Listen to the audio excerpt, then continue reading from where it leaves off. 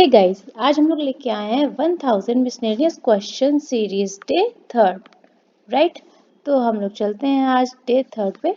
हमारा पहला क्वेश्चन है first, where is the headquarter of DRDO. Guys, जो डीआरडीओ है उसका मुख्यालय कहाँ है? पहले डीआरडीओ की बात करते हैं गाइस।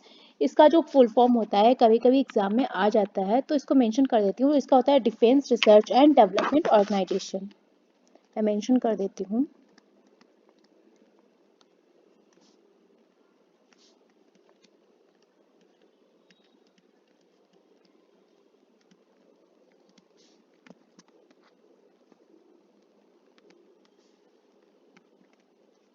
राइट, या इसको हिंदी में बोलते हैं रक्षा अनुसंधान एवं विकास संगठन। ठीक है, इसके हेडक्वार्टर की बात करें गाइस, तो ये है हमारा न्यू दिल्ली में, यानी नई दिल्ली में हमारा जो डीआरडीओ है उसका हेडक्वार्टर है।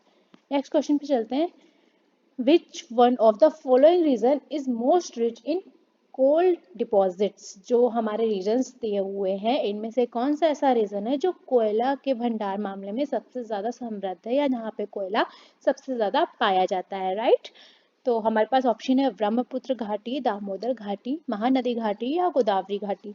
तो गाइज हमारा option number 2 is the right option for this question. Damodar घाटी में कोयले की सबसे ज्यादा मात्रा पाई जाती है। थर्ड क्वेश्चन पे चलते हैं। हमारा क्वेश्चन है, who founded Nalanda university. Nalanda विश्वविद्यालय की स्थापना किसने की थी? हमारे पास ऑप्शन है भानुगुप्त, विष्णुगुप्त, कुमारगुप्त और श्रीगुप्त। तो गाइस नालंदा विश्वविद्यालय की बात करते हैं। देखो, इस पहले नालंदा यूनिवर्सिटी पे चलते हैं। इसका जो निर्माण हुआ था वो हमारा हुआ था 415 से 454 ईसा पूर्व। राइट, इसका निर्माण कराया किसने था? हमारे जो कुमारगुप्त फर्स्ट थे, इन्होंने नालंदा विश्वविद्यालय का निर्माण कराया था। अच्छा, इनको एक और नाम से जानते हैं, उपाधि दी गई थी राजा सक्रादित्य। मेंशन कर देती हूँ, राजा सक्रादित्य। ठीक है, ये कम लोग जानते हैं, बट इनको ये उपाधि दी गई थी। ठीक है, तो हमारा option number third is the right option. Question 4 पे चलते हैं, which of the following is tropical grassland. Guys, तो इसमें उष्णकटिबंधीय घास की बात की गई है। अच्छा देखो, उष्णकटिबंधीय घास कहाँ पे पाई जाती है? ये हमारी अर्थ है। राइट, ये हमारी भूमध्य रेखा हो गई। इसके ऊपर हम लोग चलते हैं 23.5 नॉर्थ, ये हमारी हो गई कर्क रेखा। राइट, 23.1.5 साउथ में हो गई हमारी मकर रेखा। ये जो गाइस हमारा बीच का रीजन है, यहाँ पे सूर्य की रोशनी सबसे तेज पड़ती है। अब सूर्य की रोशनी तेज पड़ती है, इसका मतलब टेम्परेचर ज्यादा होता है, और जहाँ टेम्परेचर ज्यादा होगा वहाँ हमारा उष्ण कटिबंधीय घास पाई जाएगी। और ये रीजन हमारा कौन सा पड़ता है? सवाना। ठीक है गाइस। अच्छा, टैगा की बात करते हैं। टैगा जो है ये हमारा ठंडी जगह पे पाया जाता है। ठीक है, लेकिन हमारा जो राइट आंसर है उसमें वो है सवाना।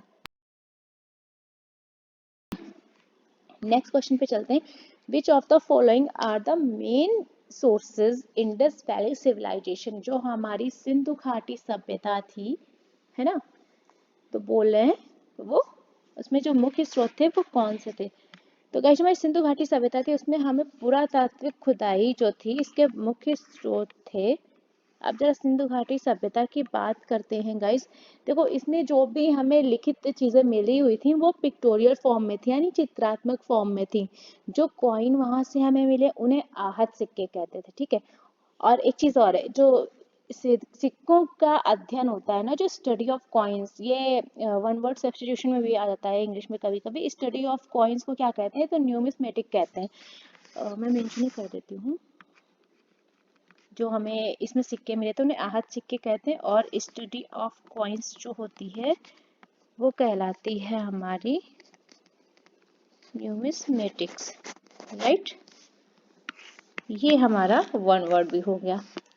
नेक्स्ट चलते हैं, भारतीय संविधान का भाग जो 4 है राजनीति के निर्देशक सिद्धांतों से संबंधित है। जो इसका पार्ट 4 है इसको directive principle of state policy. Guys, ये कहीं कहीं डीपीएसपी भी लिखा हुआ आता है। राइट, तो जब भी कहीं आपको डीपीएसपी मिल जाएगा लिखा हुआ, आप तुरंत समझ जाएंगे कि directive principle of state policy यानी राजनीति के निर्देशक सिद्धांत की बात कर रहा है।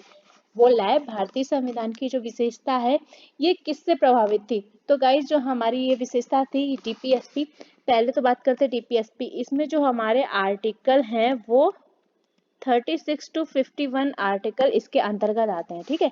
और ये हमारा इंस्पायर था आयरिश कॉन्स्टिट्यूशन से, राइट। नेक्स्ट चलते हैं। Constituent assembly of India was formulated on the recommendation of, guys जो संविधान सभा का निर्माण था वो किस समिति के सिफारिश पे हुआ था। हमारे पास ऑप्शन दिए गए Wavell plan, Cripps plan, August offer and cabinet commission. तो गाइस जो इसका निर्माण हुआ था तो हम कैबिनेट मिशन के बिहाफ पे हुआ था। अच्छा, कैबिनेट मिशन के बारे में थोड़ा सा डिस्क्राइब करते हैं। गाइस ये जो कैबिनेट मिशन था ये 1946 में भारत में आया था, ठीक है। और इनका कहना ये था कि भारत में अपना एक संविधान होना चाहिए, ठीक है। तो इनकी रिकमेंडेशन के बिहाफ पे हमारा संविधान का डिस्कशन हुआ था, राइट। नेक्स्ट चलते हैं। Who presides over the joint session of Indian parliament, कौन संयुक्त अधिवेशन की अध्यक्षता करता है। तो गाइस संयुक्त अधिवेशन जॉइंट सेशन बात करते हैं थोड़ा सा। देखो जॉइंट सेशन हमारा क्या होता है,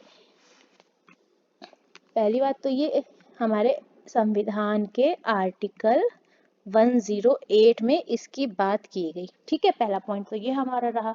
अच्छा, जॉइंट सेशन बुला कौन सकता है, तो जो हमारे राष्ट्रपति जी होते हैं वो जॉइंट सेशन बुला सकते हैं। अब बहुत से लोगों को कंफ्यूजन है कि जॉइंट सेशन होता है क्या है। तो गाइस जब हमारे लोकसभा और राज्यसभा के सदस्यों को एक साथ बुलाया जाता है, क्या है, लोकसभा और राज्यसभा के जो मेंबर्स हैं उनको एक साथ बुलाया जाता है, वो कहलाता है हमारा जॉइंट सेशन। अच्छा, अब ये अध्यक्षता करता कौन है, तो गाइस हमारे जॉइंट सेशन की अध्यक्षता करता है स्पीकर ऑफ लोकसभा, यानी लोकसभा अध्यक्ष जो होता है वो हमारे जॉइंट सेशन की अध्यक्षता करता है। आई होप सबको समझ में आया होगा। नेक्स्ट चलते हैं। Which has become a legal right under 44th amendment, कौन सा कानूनी अधिकार 44 में संविधान संशोधन से बना। तो गाइस शिक्षा का अधिकार, संपत्ति का अधिकार, न्यायिक उपचार का अधिकार या काम करने का अधिकार। तो गाइस जब इसकी बात करते हैं तो हमारे पास राइट टू प्रॉपर्टी यानी ऑप्शन नंबर सेकेंड जो है हमारा सही आंसर हो जाएगा, यानी संपत्ति का अधिकार। अब इसके बारे में थोड़ा सा डिस्कस करते हैं। पहले जो ये संपत्ति का अधिकार था ये था हमारा आर्टिकल 31 में, फिर आया हमारा, एक मिनट,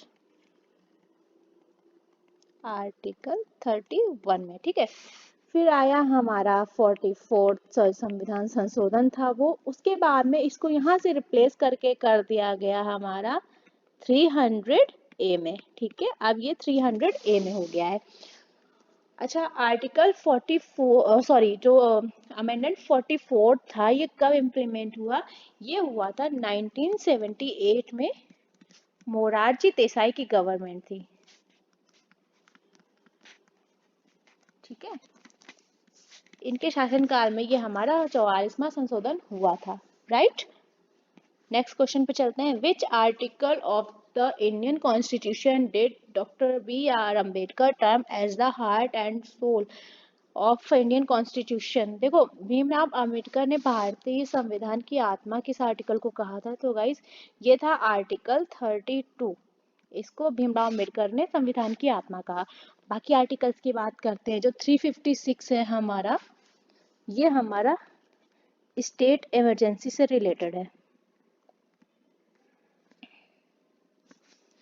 या इसको बोल सकते हैं राष्ट्रपति शासन, राइट, राष्ट्रपति शासन से रिलेटेड है। आर्टिकल 32 जो हमारा है वो रिट जारी करने को लेके है, रिट जारी करने से रिलेटेड है।